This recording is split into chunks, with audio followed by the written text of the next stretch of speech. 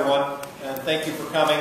We're here to talk about the first 10 bills we were introduced at the beginning of this General Assembly. Our caucus, as you all know, has recently met during a two-day retreat, and that followed up on the retreat we started in December of this year. We've determined that the following 10 goals that I'm going to talk about are the priorities that the Senate Republican caucus will use to help shape and direct the development of our policy initiatives over the next 2 years. The first two you see behind me, job creation and workforce development, are the foundations of all the rest, and will be the foundations for everything we do this year in the Senate.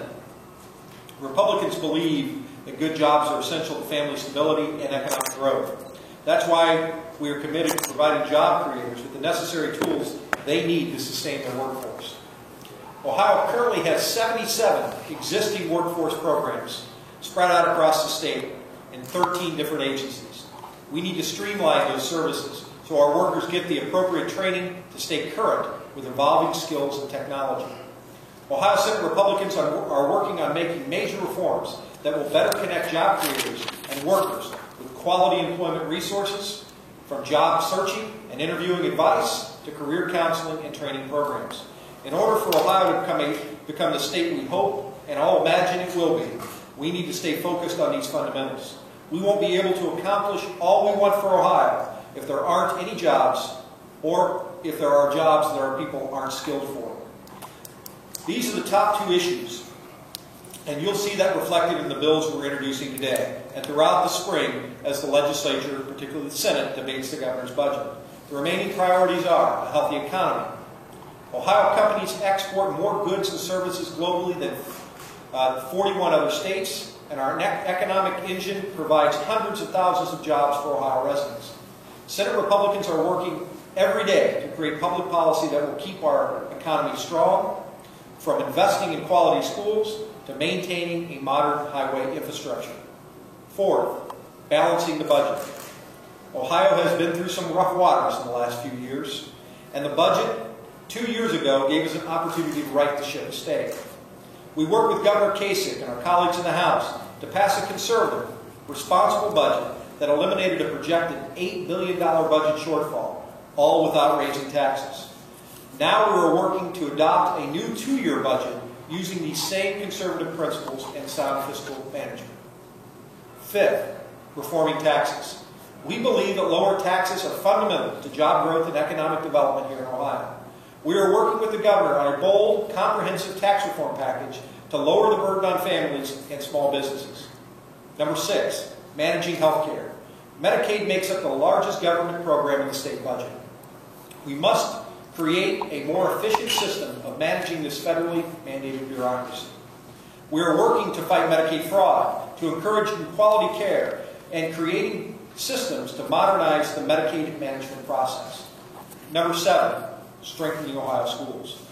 Ohio spends more than 50 cents of every state tax dollar on education, and we need to ensure that those resources are going towards student learning.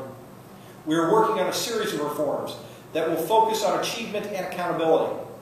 For higher education, we're looking at a new approach that would tie state funding for colleges to degree completion rates instead of merely using enrollment numbers. Education is the key for our children's future. No matter what career they choose to pursue, we need to make sure they're getting the very best education possible.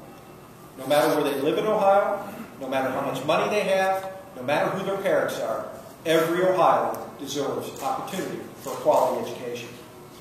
Number 8, protecting students. Recent tragic events in schools across the nation, including right here in Ohio and Charlotte, have focused attention on the issue of school safety.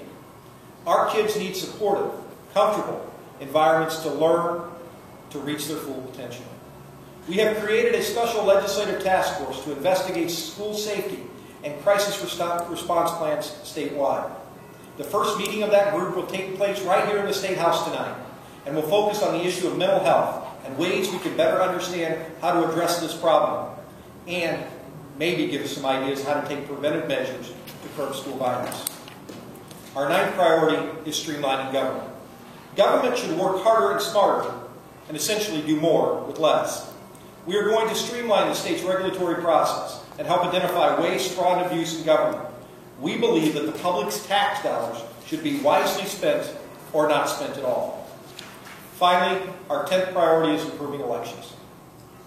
Ohio tends to be the center of the political universe every 2 years, particularly every 4 years during presidential elections. We want to keep our voting system fair, honest, and efficient. We'll be working with bipartisan election officials from across Ohio to adopt responsible reforms that improve access to polling locations for disabled voters, to give election boards greater cost-saving authority, and to clarify what have often been confusing and ultimately litigated rules on elections. As I said, many of these goals will be addressed in legislation that will be identified and discussed here in a minute. One piece, the state budget, that's currently in the House, will obviously see great attention from the Senate later this spring. In the meantime, we're going to take the opportunity while the budget is over in the House to start moving on some of these other policy initiatives. We're also going to take the opportunity to start spinning up our budget committees to start trying to get a jump on the budget issues that invariably will be found when the budget gets over here in late April, early May. Today we are announcing the first 10 bills. Let me guide you through them.